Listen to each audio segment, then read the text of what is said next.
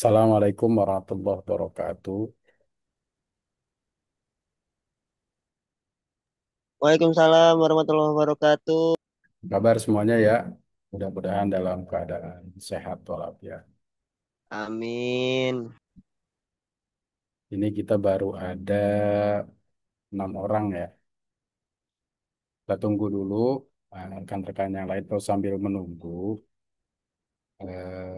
untuk mata kuliah ini kita lihat di kampus dulu ya. Jadi silakan teman-teman semua ini untuk bisa masuk di kampus. Kemudian nanti untuk bisa presentasi presensi ya kehadiran di kampus. Saya coba lihat di kampus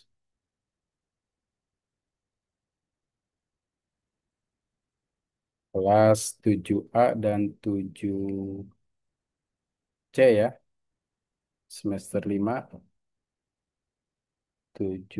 maaf 5A1 5A2 ya. Iya, Iya Bapak. Bapak.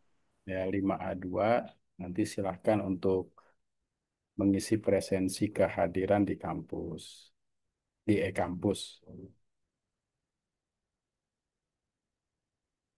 Nah, di 5A1 kemudian ada 5A2 juga sama. Nah, itu ada materi di agenda pertemuan kita ini ya.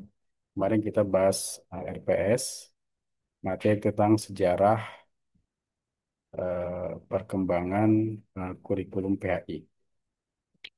Namun sebelum saya masuk pada materi ini tentang sejarah perkembangan kurikulum PHI, saya ingin menyampaikan bahwa kelas pengembangan kurikulum PAI yang sedang melaksanakan PLPK ini ya, yang sedang melaksanakan PLPK ini, itu nanti pertemuan kita tidak maksimal dalam pengertian 16 kali pertemuan. Nah, kita bisa sekarang baru pertemuan kedua, bisa 5, bisa 6 atau 7 pertemuan ya. Nah, selebihnya, saudara sekalian nanti itu mengerjakan eh, tugas yang terkait dengan pelaksanaan PLPK. Nah, sebelumnya saya ingin sampaikan apa tugasnya itu. Nah, tugasnya itu ketika nanti saudara di kelas, ini ada tugas pengembangan kurikulum PAI ya. Saya buatkan terkait dengan Google Form untuk diisi ya. Google Form untuk diisi terkait dengan tugas. Apa tugasnya? Yang pertama, sesuai dengan di RPS ya. Kita lihat dulu di RPS-nya ya. Ini ada tugas-tugas yang terkait dengan materi. Tapi tugas yang saya masukkan bukan ini nanti tugas perkuliahan seperti ini ya. Itu nanti bisa diabaikan dulu ya, karena tugasnya bukan ini. Nah, apa itu tugasnya? Nah, tugasnya sebentar dulu kita lihat dulu. Nah, eh, ini template-nya ada di sini ya. Tugasnya apa? Tugasnya yang pertama ini pengembangan kurikulum terkait dengan tugas pengembangan kurikulum. Ini tugasnya. Ya, apa itu yang pertama adalah jadi pilih ya salah satu dari ada berapa nih semuanya. Ada 7, 9 kalau tidak. Ya, 9 ya. 9 tugas tapi saudara pilih salah satu kira-kira mana yang paling cocok. Misalkan tugas yang pertama itu saudara nanti diminta untuk menganalisis kurikulum PAI di sekolah. Ini tugas yang pertama ya. Menganalisis kurikulum PAI di sekolah. Apa template-nya, deskripsinya? Terus aku pulang. Terus kamu malah. malah jalan sama dia. Terus aku ini kan kayak merasa sedih hebat gitu. Sakit banget hati ya Allah kataku teh. Sampai istighfar tuh sampai aku pengen curhat bingung. Sama Senior, malah curhat. Nah, Dia lupa ini mematikan nih. Oke, kita lanjutkan ya. Jadi tugas yang pertama ini, ya, tugas yang pertama, saudara kalau memilih tugas ini, deskripsinya apa? Ini melakukan observasi terhadap kurikulum PAI di sekolah tempat PLTK. Jadi saudara melakukan observasi ya di tempat atau di sekolah, di madrasah atau di sekolah, di mana saudara melaksanakan kegiatan PLTK. Apa tujuannya? Pertama, memahami kesesuaian antara kurikulum yang digunakan dengan kebutuhan peserta didik di abad 21. Sekarang udah abad 21. Nah, materinya meliputi apa saja? Yang pertama, template-nya yang harus saudara lakukan adalah yang pertama itu ada nama sekolahnya, jenjangnya, visi misi sekolahnya, kemudian tujuannya, kurikulum yang digunakannya, misalkan kurikulum ke KMA nomor 183 ya, tentang moderasi beragama. Analisisnya, misalkan kesesuaian dengan kompetensi abad 21 seperti apa, kesimpulan pribadi. Nah, ini template-templatenya ya. Nah, kemudian tugas kedua, kalau saudara ingin memilih tugas kedua, maka yang perlu dilakukan adalah ini, kajian kompetensi inti dan kompetensi dasar PAI. Ya, nah apa deskripsinya? Deskripsinya adalah pertama memahami, menelaah. Jadi saudara nanti menelaah kompetensi inti dan kompetensi dasar KIKD ya dari dokumen kurikulum sekolah. Saudara lihat kurikulum sekolah, kemudian menelaah KIKD-nya, kemudian menganalisis keterkaitan dengan capaian profil pelajar Pancasila. Jadi harus tahu dulu profil pelajar Pancasila itu ada apa saja ya. Ketercapaiannya antara kurikulum PAI yang ada di situ dengan profil pelajar Pancasila. Apa tujuannya? Mengidentifikasi kompetensi inti dan kompetensi dasar dalam pembelajaran PAI yang relevan dengan pembelajaran karakter. Nah, kemudian ini nanti template-nya seperti ini. Ada dalam mata pelajaran PAI, kelas atau semester, kompetensi, dan seterusnya ya. Tugas ketiga, pemetaan capaian pembelajaran CP. Ya, di sini ada tabelnya, saudara membuat tabel seperti ini, kelasnya, capaian pembelajarannya, elemennya, alur CP-nya, keterangannya, capaian pembelajaran, dan seterusnya ya. Nah, kemudian ada yang tugas keempat, saudara memilih, saudara misalnya menganalisis silabus dan RPP. Ada nama guru pembimbingnya, jenjang mata pelajarannya, komponen RPP atau modul ajar yang dianalisis, komponen modul ajar yang dianalisis ini sesuai dengan mata pelajaran PAI. Apa hasil analisisnya? Nanti tulis di sini dan kesimpulannya. Kemudian yang kelima ini ada tugas lima. Yang kelima itu desain pembelajaran PAI berbasis kompetensi. Saudara bisa mendesain pelajaran PAI berbasis kompetensi, menyusun rancangan pembelajaran mulai dari RPP, modul, kemudian berorientasi pada kompetensi abad 21 yaitu critical thinking, creativity, collaboration, and communication. Ada critical thinking itu berpikir kritis, kreatif, bersama-sama, kolaborasi, dan communication. Nah, apa template-nya, isinya ya seperti ini ya. Template-nya ada identifikasi, identitas LPP, tujuan pembelajaran, dan seterusnya. Ada keenam, itu tentang, yang keenam itu tentang eh, implementasi RPP atau modul. Nah, implementasi RPP atau modul itu apa? Deskripsinya. Deskripsinya ini ya, memahami mahasiswa melaksanakan pembelajaran menggunakan RPP yang telah disusun dan mendapat supervisi dari guru pamong atau guru pembimbing ya, guru pembimbing. Nah, kemudian tujuannya apa? Ini tujuannya ada di sini ya, meningkatkan kemampuan masuk dalam praktik mengajar sesuai rancangan kurikulum. Apa template-nya?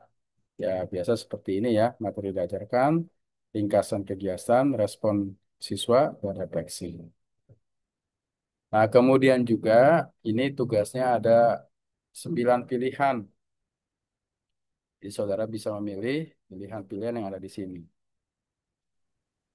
Nah, itu yang ketujuh, evaluasi pembelajaran PAI.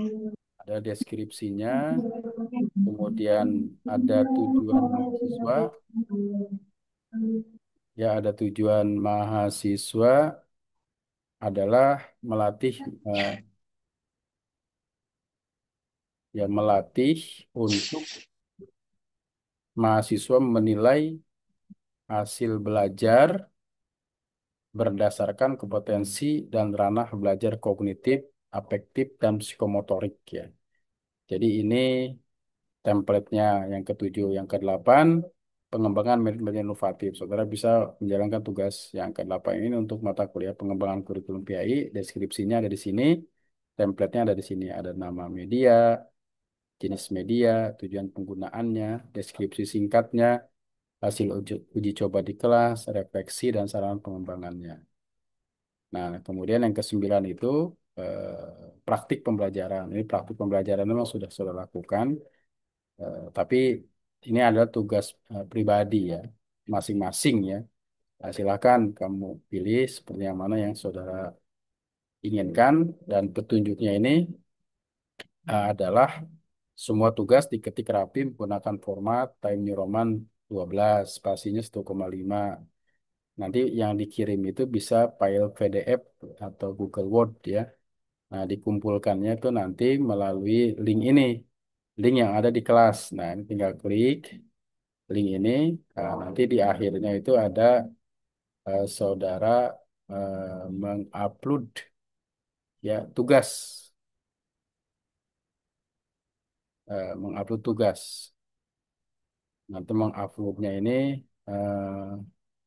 silakan mengupload tugas nanti di sini diuploadnya ya.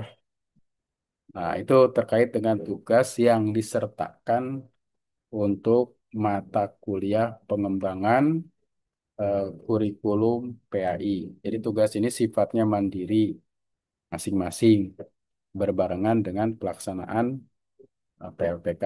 Nah, silakan kalau ada hal-hal yang didiskusikan terkait dengan tugas ini silakan. Ada yang mau bertanya sebelum saya lanjutkan terhadap materi tentang sejarah perkembangan kurikulum PAI? Mohon izin Pak, izin bertanya. Ya, silakan. Saya Aji Catur Pamungkas dari semester 5A2. Izin Ya, bertanya terkait tugas tersebut. Ini kalau seumpamanya kita memilih salah satu dan juga ada pun yang sama itu berarti tidak apa-apa ya Pak ya? ya. Nanti saudara milih salah satu. Ya, jadi kalaupun memilih itu kan tiap temannya bisa saja, misalkan kamu milih nomor 4, yang temannya milih nomor 4. Tapi isinya pasti berbeda. Kalau isinya nanti sama persis, ya berarti apa namanya itu ada kerjasama. Nah, tapi di sini saya ingin melihat nanti apa yang saudara kembangkan kurikulum di sekolah atau di madrasah tempat saudara melaksanakan kegiatan PLPK. Nah, ini jadi tugas yang tidak terpisah ya dari PLPK dan dan kurikulum pengembangan kurikulum yang disertakan dalam mata kuliah ini. Jadi ketika ada kesamaan, kita bisa mendeteksi apakah kesamaan itu kebetulan ya ataukah memang disengaja. Nah, karena itu saya sarankan di setiap karena ini ada 9 pilihan ya, misalkan dalam melaksanakan PLPK di satu madrasah atau sekolah ada 6 orang ya, usahakan saja masing-masing itu berbeda, jangan sama. Dibagi-bagi, kamu yang nomor satu, saya nomor empat, ini nomor lima, yang ini nomor enam, dan seterusnya. Ya, jadi satu tempat praktikan itu bisa jenis yang berbeda tugasnya. Karena di situ ada 9 pilihan dan nanti mahasiswa milih salah satu saja dari 9 pilihan itu. Itu Haji Pamungkas ya. Oke, baik Pak. Terima kasih Pak. Ya, sama-sama. Mungkin yang lain ada lagi? Izin Bapak bertanya. Ya, silakan. Abdul Jabbar, Jafar ya. Saya untuk tenggat waktunya sampai kapan Bapak mau Ya, tenggat dikumpulkan? waktunya ini sampai berakhir perkuliahan. Jadi sampai akhir di semester ganjil ini ya. Misalkan berakhirnya pada sama juga berakhirnya PLPK. PLPK itu kan berakhir pada Januari ya. Kalau tidak salah, saya lupa template-nya. Nanti juga berakhir pokoknya ini. Jadi sekarang saudara bisa merancang, menulis ya terkait dengan tugas itu dan berbagi dengan teman-teman yang lain untuk membuat pengembangan kurikulum PAI yang didasarkan atas template yang ada. Jadi itu hanya tema-tema besar yang saya buat, tapi judulnya itu ya silahkan ya, saudara bisa menganalisis salah satu materi PAI, salah satu pelajaran dari PAI, ataupun apa yang sekiranya bisa memungkinkan saudara untuk melakukan itu. Jadi diusahakan ya minimal 10 halaman lah ya. 10 halaman dengan cover, daftar isi, dan juga tema-tema utama yang ada di template tadi. Apakah mahasiswa boleh mengembangkan? Ya silahkan. Mengembangkan dari tema-tema itu silahkan. Yang jelas tema yang sudah ada jangan sampai dikurangi lagi. Nah, jadi kalau terkait pertanyaan kapan waktunya, jadi jawabannya adalah waktunya itu sampai dengan akhir perkuliahan. Ya, Abdul Jafar, seperti itu jawaban. Ada lagi yang lain? Bapak terima kasih Pak. Ya, sama-sama. Ada lagi yang lain? Nah, cukup ya. Jadi kalau dari sekarang, ya silakan ini ada Sasih mau bertanya. Ya, maaf Pak, mau bertanya. Tadi baru masuk. Ini untuk mandiri atau kelompok PLPK ya Pak? Maaf. Ya, ini semuanya mau mandiri, mau PLPK yang kelompok, sifatnya adalah sama. Karena ini tugasnya tugas mandiri. Ya, kalaupun yang melaksanakan mandiri itu di satu sekolah dan sendiri, ya silakan pilih satu tema saja. Kalaupun yang di kelompok, misalkan mandiri atau berkelompok di satu sekolah, ya berbagi saja. Jangan sama. Misalkan ada 6 orang, ya pilih berbeda satu sama lain. Karena nanti menganalisisnya eh, berdasarkan atas keragaman itu. Bagaimana kalau seandainya lebih dari 9? Ya, yang ke-10 bagaimana? Ya, saya pikir nggak ada ya yang lebih dari 9 orang kali satu kelompok itu. Nah, maka nanti eh, bagi-bagi itu tugasnya. Jangan 1 orang atau 2 orang tugasnya sama dalam satu kelompok. Ya, itu Sasi. Ya, makasih Pak. Ya, sama-sama. Oke ya, cukup ya. Terkait dengan tugas ini nanti sudah ada di kelas. Kalau saudara sudah jadi, silahkan diupload juga nggak apa-apa, biar bisa terekam. Ya, cuma kalau nanti ada kendala ketika mengirim, kasih kabar ya. Tapi saya memang tidak bisa menerima lewat WA, bukan tidak bisa menerima, sering terhapus gitu. Takutnya nanti nitip ke WA, nggak kelihatan sama saya terhapus. Tapi kalau mengirim lewat Google Form, insya Allah ketika saudara berhasil terkirim, itu bisa tersimpan dan bisa dilihat kapan kita mau ya. Oke teman-teman sekalian, di materi kelas itu sudah disampaikan tentang materi sejarah ya pendidikan kurikulum pendidikan Islam. Nah, materi sejarah tentang perkembangan kurikulum pendidikan Islam ini, ya tentunya teman-teman semua juga bisa memahami, bisa membaca dari beragam literatur ya tentang perkembangan Islam. Memang terdapat banyak pandangan terhadap eh, perkembangan pendidikan Islam di Indonesia. Kita melihat perkembangan itu di sini dari konteks apa perkembangan itu kita lihat dari konteks ringkasan ya, secara sederhana bahwa perkembangan kurikulum pendidikan Islam itu bergerak dari tradisi Islam dan pengajaran kitab klasik. Nah, kita bisa mengatakan kitab itu klasik ya karena memang kita sudah berada pada masa ini, masa abad 21. Tapi pada masanya, kitab-kitab yang diajarkan itu ya kitab sifatnya modern. Jadi kita jangan melihat masa lalu perspektif masa kini. Karena pada saat itu perkembangan dunia tidak sama dengan saat ini. Karena itu kita bisa memahami perkembangan kurikulum pendidikan Islam itu merupakan proses yang panjang. Dari mana? Dari dakwah Islam itu sendiri.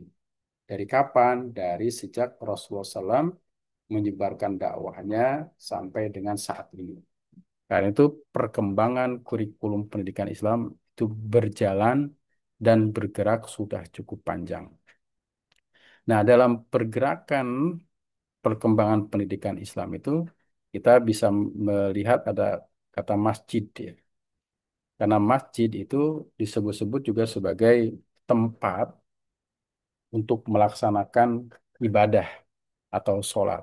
Tetapi fungsinya pada masa Rasulullah SAW tidak hanya untuk sholat, tapi juga berfungsi sebagai pendidikan. Di mana di dalam hadis itu kita sering mendengar ya ada hadis di mana anak-anak itu bermain ya di masjid dan Rasulullah SAW itu melihat dan tidak marah. Artinya malah membolehkan anak-anak itu bisa bermain di masjid. Coba cari beberapa hadis terkait dengan hal tersebut. Juga misalkan ada kutab, ada kutub ya, ada tempat-tempat dalam masa tradisi atau sejarah Rasulullah SAW itu ada Darul Arqam, tempat berkumpul. Atau pada saat sekarang ini kita ada madrasah, ada majlis taklim, ada pertemuan-pertemuan ya, halaqah atau apapun istilahnya, itu pada dasarnya adalah sebuah proses yang panjang dari proses pembelajaran perkembangan Islam pada masa lalu. Nah, kalau sekarang pembelajaran itu sudah berkembang pada model sinkronus dan asinkronus. Sinkronus artinya mensinkronkan dengan menggunakan teknologi, ada teknologi mereka bisa bertemu dalam satu jaringan ya, seperti pembelajaran online ini sinkronus atau asinkronus. Jadi menitipkan materi, menempatkan materi, namun siswa itu mempelajarinya melalui waktu-waktu tertentu, melalui sesi, sesi satu, sesi dua, dan waktunya juga dibatasi. Itu juga sudah termasuk sebuah perkembangan. Nah, juga pada masa lalu ada madrasah-madrasah klasik ya, madrasah. Kemudian juga di dunia Islam itu ada jelas pengaruh-pengaruh kolonialisme. Pada dasarnya kurikulum pendidikan Islam itu pada awalnya adalah sebuah kurikulum yang maju ya, yang maju. Karena sebuah kebudayaan itu bisa maju, bisa mundur. Nah, dulu peradaban Islam itu maju. Kemudian peradaban Barat itu mundur. Nah, kemudian berubah peradaban Barat itu maju, peradaban Islam itu mundur. Dan pada saat itu juga banyak adopsi-adopsi dari tradisi-tradisi Muslim diadopsi oleh tradisi Barat. Kemudian tradisi Barat yang ada di tradisi Barat diadopsi oleh tradisi Muslim. Itu sebuah hal yang memang lumrah dalam hal budayaan, interaksi antara manusia-manusia. Nah, kemudian terkait dengan waktu ya tentang perkembangan kurikulum di madrasah. Ini abad 7 dan 10 masa ini abad awal ya. Ini juga sangat terkait dengan sejarah Islam. Di mana dalam sejarah Islam itu kita bisa memahami ya, ada yang sekitar tahun 560 sampai dengan 1250 itu disebut masa klasik ya. 1250 sampai 1800 masa pertengahan, dan 1800 sampai sekarang disebut dengan masa eh, apa namanya, masa modern ya. Namun setiap masa itu ada proses perjalanan yang panjang dalam pendidikan Islam.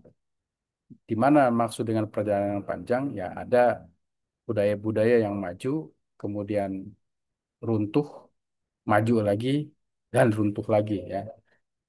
Dan itu pun sejalan dengan perkembangan pendidikan Islam.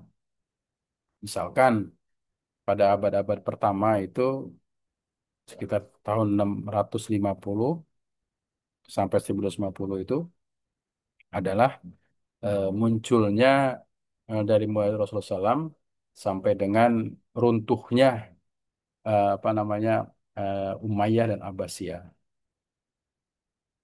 Runtuhnya Umayyah, Abbasiyah dengan kedatangan tentara Mongol ya. Itu juga mempengaruhi. Karena pada dasarnya pada saat kedatangan tentara Mongol yang menghancurkan dunia Islam itu termasuk juga menghancurkan tradisi-tradisi ilmu-ilmu yang berkembang dalam tradisi Islam. Darul Hikmah, kitab-kitab yang sudah dikarang ya oleh para ulama itu hancur, hancur. Sampai kemudian berkembang lagi muncul tiga kerajaan besar sampai kemudian berkembang pesat dan kemudian hancur lagi, dan kemudian juga muncul lagi Kesultanan Turki ya sampai dimakzulkannya Khilafah Islamiyah. Jadi Khilafah Islam itu tahun 1924. Nah, itu juga sangat berpengaruh hal itu dengan perkembangan Islam. Nah, kemudian di abad 10 sampai 15 itu ada madrasah klasik ya. Jadi madrasah sebagai institusi formal. Kurikulum berbasis kitab, sanad, sanad dan adab, etika. Fokusnya pada ilmu agama, tafsir, hadis, fikih, usul, serta beberapa cabang-cabang ilmu lain. Kemudian dari abad 19 sampai abad 20 itu ada kontak. Nah, abad 19 dengan abad 20 itu ada kontak antara Barat dan kolonialisme. Nah, Barat itu menguasai dunia Muslim, ya, sehingga hampir sebagian besar dunia Islam itu tunduk ke Barat. Indonesia di bawah jajahan Belanda, Inggris, Timur apa namanya Timur Tengah seperti Mesir, dan segala macamnya itu jatuh ke jajahan Inggris. Nah, itu juga mempengaruhi lahirnya pendidikan Islam. Seperti masuknya pendidikan-pendidikan sekuler ya, pendidikan yang berusaha memisahkan antara pandangan agama dan negara atau pandangan agama dan dunia. Nah, ini juga didukung oleh Kemal Atatürk ya di Turki dengan sekularisasi Turkinya. Nah, jadi pembelajaran-pembelajaran sejarah-sejarah ini berjalan cukup panjang. Bahkan dalam konteks Indonesia, ketika memang Indonesia ini dijajah oleh Belanda ya, Indonesia dijajah oleh Belanda, maka kemudian eh, madrasah di Indonesia ini sebagai sebuah simbol perlawanan. Karena dalam konteks sekolah sendiri, dalam sejarah Indonesia itu awal keberadaan sekolah itu sangat dekat dengan penyiaran atau pensiaran agama-agama yang dibawa oleh orang-orang Eropa itu, ya, agama Nasrani ya, dengan prinsip kedatangan mereka yang disebut dengan gold, glory, and gospel. Jadi sekolah pada awalnya didirikan itu adalah sebagai tempat untuk misionaris menyebarkan dakwah. Nah, dalam konteks Indonesia juga sejarah berkembang, maka kemudian sekolah menjadi sebuah simbol dijadikan sebuah simbol tentang pendidikan. Apalagi setelah adanya politik etis yang dikeluarkan oleh Van de Venter ya tentang politik balas budi. Mulai disekolahkanlah orang-orang pribumi ini ke Belanda, ke Eropa. Nah, sehingga nanti melahirkan pergerakan-pergerakan karena ada orang-orang yang sudah mulai tumbuh kesadaran nasionalisme yang diawali oleh politik etis dan kemudian akses-akses sekolah mulai dibuka namun terbatas pada orang-orang tertentu. Nah, tapi kemudian madrasah tetap berjalan sesuai dengan konsepnya. Dan madrasah ketika pada masa penjajahan Belanda adalah sebagai sebuah simbol kolonialisme.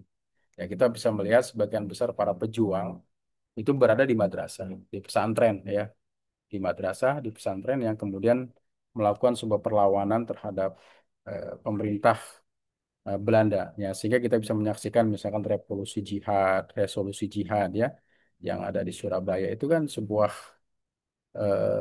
sejarah yang tidak terputus dari perkembangan pendidikan Islam sehingga memunculkan orang-orang yang militan dan itu berasal dari pesantren ya, dari madrasah dalam melawan terhadap dominasi penjajah.